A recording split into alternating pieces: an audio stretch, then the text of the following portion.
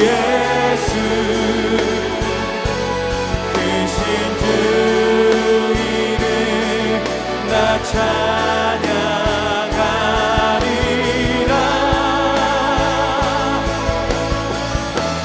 나는 찬양하리라. 주님 그 이름 찬양. 예수 크신 주 이름 나 찬양하리라. 나는 영광 돌리리. 나는 영광 돌리리. 주님 영광의 이름. 예수 크신 주 이름 나 찬양하리라.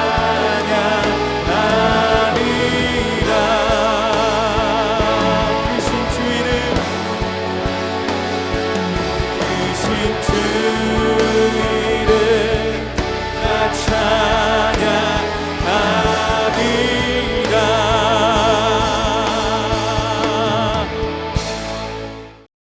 그러므로 만군의 여호와께서 이와 같이 말씀하시되 보라, 내가 내 딸 백성을 어떻게 처치할꼬. 그들을 녹이고 연단하리라. 그들의 혀는 죽이는 화살이라. 거짓을 말하며 입으로는 그 이웃에게 평화를 말하나 마음으로는 해를 꾸미는도다. 내가 이 일들로 말미암아 그들에게 벌하지 아니하겠으며 내 마음이 이런 나라에 보복하지 않겠느냐. 내가 산들을 위하여 울며 부르짖으며 광야 목장을 위하여 슬퍼하나니 이는 그것들이 불에 탔으므로 지나는 자가 없으며 거기서 가축의 소리가 들리지 아니하며 공중의 새도 짐승도 다 도망하여 없어졌음이라. 내가 예루살렘을 무더기로 만들며 승냥이 굴이 되게 하겠고 유다의 성읍들을 황폐하게 하여 주민이 없게 하리라. 지혜가 있어서 이 일을 깨달을 만한 자가 누구며 여호와의 입의 말씀을 받아서 선포할 자가 누구인고. 이 땅이 어찌하여 멸망하여 광야같이 불타서 지나가는 자가 없게 되었느냐. 여호와께서 말씀하시되 이는 그들이 내가 그들의 앞에 세운 나의 율법을 버리고 내 목소리를 순종하지 아니하며 그대로 행하지 아니하고 그 마음의 완악함을 따라 그 조상들이 자기에게 가르친 바알들을 따랐습니다. 그러므로 만군의 여호와 이스라엘의 하나님께서 이와 같이 말씀하시니라. 보라, 내가 그들 곧 이 백성에게 쑥을 먹이며 독한 물을 마시게 하고 그들과 그들의 조상이 알지 못하던 여러 나라 가운데에 그들을 흩어버리고 진멸되기까지 그 뒤로 칼을 보내리라 하셨느니라. 샬롬, 새벽예배에 오신 모든 성도님들을 환영합니다. 오늘도 주님께서 저와 여러분에게 허락하신 진리의 말씀으로 인해 승리하는 하루가 되시길 축복합니다. 성도 여러분들 중에서 재난 영화를 좋아하시는 분이 계신지 모르겠습니다. 재난 영화를 보면 이 재난의 종류는 굉장히 다양하지만 그 전개되는 서사는 대부분 비슷한 것을 알 수가 있습니다. 우리의 마음을 속상하게 하는 지점이 어디냐 하면 재난이 일어나기 전에 어떠한 이상 징후들이 나타난다는 것이고 그것을 감지한 사람이 위험을 미리 외치는 내용이 등장한다는 것이죠. 공감이 되시나요? 그런데 대부분 그러한 경고의 외침을 사람들이 어떻게 받아들이죠? 대부분 무시합니다. 그러한 일이 실제로 일어나겠어? 왜 좋은 분위기에 초를 치고 그래? 당신 말대로 하게 되면 우리가 감당해야 되는 손실이 얼마나 큰 줄 알아? 이러한 고전적인 대사들을 치면서 경고의 메시지를 무시하는 것이죠. 그리고 그 결과는 어떻게 됩니까? 수많은 인명피해와 재산피해를 낳는 재난을 만나게 되는 것입니다. 우리는 예레미야 말씀을 계속해서 살펴보고 있습니다. 예레미야는 마치 다가올 재난을 앞에 두고 사람들 앞에 위기를 외치는 그 한 사람과도 같습니다. 유다는 지금 하나님의 진노 앞에 서 있습니다. 재난 앞에 여러 징후들이 있는 것처럼 하나님의 백성, 이 신앙 공동체 역시도 심판을 앞에 두고 여러 이상 징후들을 맞이하고 있는데요. 그것은 시대마다 하나님 앞에 순종과 불순종을 반복해온 이스라엘 백성들에게 드러났던 고질적인 문제들이었습니다. 먼저 그들은 하나님의 말씀을 듣지 않았습니다. 오늘 7절부터 16절까지의 본문 말씀 중에서 하나님이 이스라엘을 심판하고자 하신 이유에 대해서 12절부터 16절까지, 즉 본문의 뒷부분에 말씀하고 계신데요. 그 부분을 먼저 살펴보도록 하겠습니다. 12절부터 14절까지의 말씀을 읽어드리겠습니다. 지혜가 있어서 이 일을 깨달을 만한 자가 누구며 여호와의 입에 말씀을 받아서 선포할 자가 누구인고 이 땅이 어찌하여 멸망하여 광야같이 불타서 지나가는 자가 없게 되었느냐. 여호와께서 말씀하시되 이는 그들이 내가 그들의 앞에 세운 나의 율법을 버리고 내 목소리를 순종하지 아니하며 그대로 행하지 아니하고 그 마음의 완악함을 따라 그 조상들이 자기에게 가르친 바알들을 따랐음이라. 이 땅이 멸망하게 될 이유, 광야처럼 불타서 아무도 지나다니는 이가 없게 될 이유는 바로 하나님께서 세우신 율법을 버렸기 때문이다 라고 13절 말씀은 기록하고 있습니다. 하나님의 말씀을 청종하지 않는 백성, 말씀이 없는 백성은 멸망할 수밖에 없는 명백한 이유가 되었다는 것이죠. 백성들은 율법의 가르침을 따르지 않는 삶을 살았습니다. 그 이유는 율법을 제대로 가르쳐야 할 자들, 종교 지도자들이 먼저 그 말씀을 버렸고 그것을 가르쳐 행하게 할 의무를 수행하지 않았기 때문입니다. 그들은 자신의 배를 불리는 일에만 관심이 있었고 말씀을 제대로 듣지 못한 이 백성들은 겉으로 보기에는 멀쩡한 삶이었을지 모르겠지만 그 속은 목이 타 죽어가는 상태가 되었다는 것이죠. 이것이 가장 큰 시대의 비극이었다는 것입니다. 아모스 선지자는 이렇게 말씀이 없는 시대의 비극을 이야기하고 있는데요. 아모스 8장 11절부터 13절 말씀입니다. 주 여호와의 말씀이니라. 보라, 날이 이를지라. 내가 기근을 땅에 보내리니 양식이 없어 주림이 아니며 물이 없어 가람이 아니요 여호와의 말씀을 듣지 못한 기갈이라. 사람이 이 바다에서 저 바다까지 북쪽에서 동쪽까지 비틀거리며 여호와의 말씀을 구하려고 돌아다녀도 얻지 못하리니 그날에 아름다운 처녀와 젊은 남자가 다 갈하여 쓰러지리라. 오늘날 우리가 살아가는 시대가 이와 같은 시대가 아닐까 생각해 봅니다. 지금은 어찌 보면 말씀의 홍수와도 같은 시대이죠. 스마트폰을 열면 내가 원하는 때에 나의 입맛과 취향에 맞는 설교를 찾아서 들을 수가 있습니다. 1.5배속, 2배속으로도 들을 수 있고 임팩트가 있는 부분만 편집해서 짧게 보여주는 쇼츠 동영상 등으로 빠르게 말씀을 채우기도 합니다. 성경을 읽는 일도 마찬가지입니다. 너무나 스마트하고 간편해져서 영상만 켜두면 알아서 성경을 읽어주는 그러한 시대를 살아가고 있습니다. 그런데 우리는 계속해서 하나님의 말씀에 목이 마른 것이죠. 왜 그럴까요? 홍수 때 오히려 마실 물이 없는 것처럼 살아계신 하나님의 말씀이 강단에서 바르게 선포되고 듣는 이들의 혼과 영과 관절과 골수를 찔러 쪼개는 경험, 살아계신 하나님의 말씀이 우리의 마음과 생각, 행실을 판단하시고 이끌어 가시는 경험이 줄어가고 있는 것입니다.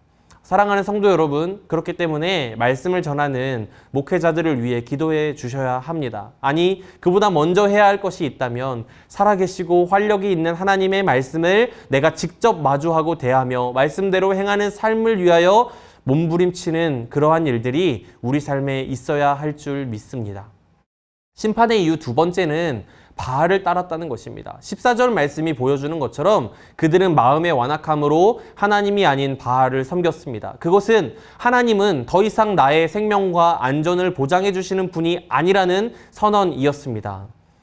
가나안 신화 배경에서 바알은 천둥의 신이었죠. 그렇기 때문에 사람들은 이 바울이 농경사회에서 필수적인 요소인 비를 공급해 줄 수 있다고 믿었고 그것은 곧 풍요한 삶을 의미했던 것입니다. 그들에게는 이 하나님을 버릴 수 있는 이유, 이 율법을 휴지 조각처럼 여길 수 있는 이유가 너무나 명확하게 존재했고 그 태도 역시도 당당했던 것이죠.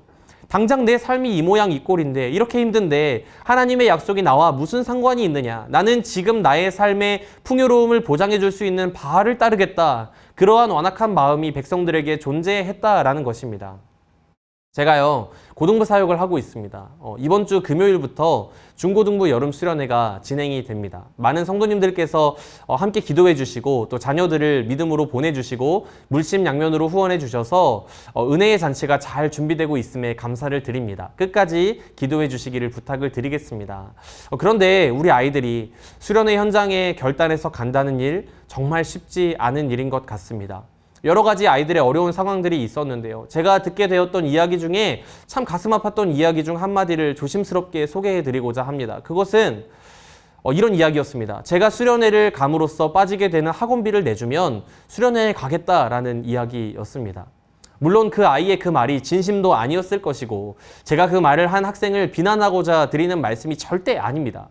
학원비도 참 비싸고 방학 때 학원 진도도 많이 나가기 때문에 제가 그러한 아이들의 그 고민과 어려움, 결단을 결코 가볍게 여기는 것이 아닙니다. 그러나 분명한 것은 무엇이냐 하면 이 세상이 우리의 자녀들을 그렇게 속이고 있다라는 것입니다.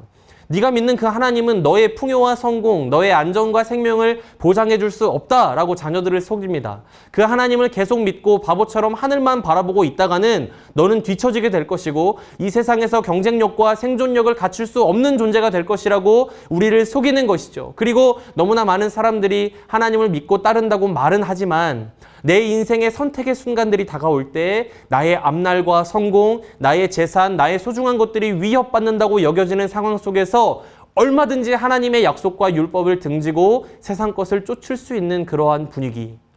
그것이 전혀 부끄럽다거나 이상한 일이 아닌 사회에 믿는 사람은 다 그래 라는 오히려 힙하고 세련된 신앙처럼 포장되어 있는 그러한 문화가 오늘날 우리가 살아가고 있는 이 시대의 단상이지는 않습니까?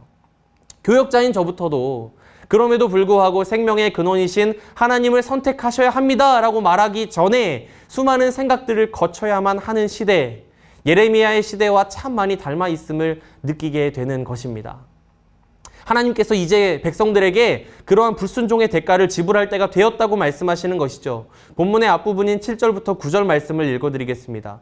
그러므로 만군의 여호와께서 이와 같이 말씀하시되 보라 내가 내 딸 백성을 어떻게 처치할꼬 그들을 녹이고 연단하리라. 그들의 혀는 죽이는 화살이라. 거짓을 말하며 입으로는 그 이웃에게 평화를 말하나 마음으로는 해를 꾸미는도다. 내가 이 일들로 말미암아 그들에게 벌하지 아니하겠으며 내 마음이 이런 나라에 보복하지 않겠느냐 여호와의 말씀이니라.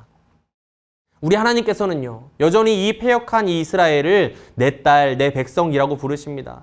내가 내 딸, 내 백성을 어떻게 처치할꼬? 이제 더 이상 그대로 두면 안 될 만큼 거짓이 만연하고 화살 같은 혀로 서로를 죽이고 있는 이 백성들, 겉으로 이웃에게 평화를 말하고 있지만 마음으로는 해를 꾸미며 살아가는 이 백성을 어찌하면 좋을꼬? 주님께서 탄식하시는 것입니다. 주님께서는 결국에 이들을 녹이고 연단하겠다고 결심을 하십니다. 자녀를 사랑한다는 이유로 그 자녀가 잘못된 길을 가고 있는 것을 보고만 있는 것이 진짜 사랑이 아닌 것처럼 이 백성을 심판하시면서까지 그들을 새롭게 하시고자 하는 하나님의 열심, 하나님의 불이 타오르기 시작한 것입니다.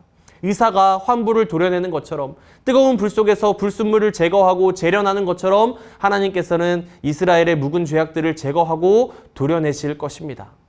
녹이다라는 용어는요 견고한 형태가 사라지고 무형의 상황으로 돌아간다는 것을 표현해주고 있는데요, 이 금속의 순도를 측정하는 것처럼 이스라엘 백성이 진정한 하나님의 백성으로 순결한 백성으로 새로워질 수 있도록 담금질하시는 하나님의 연단이 이루어질 것이다 라는 예언입니다.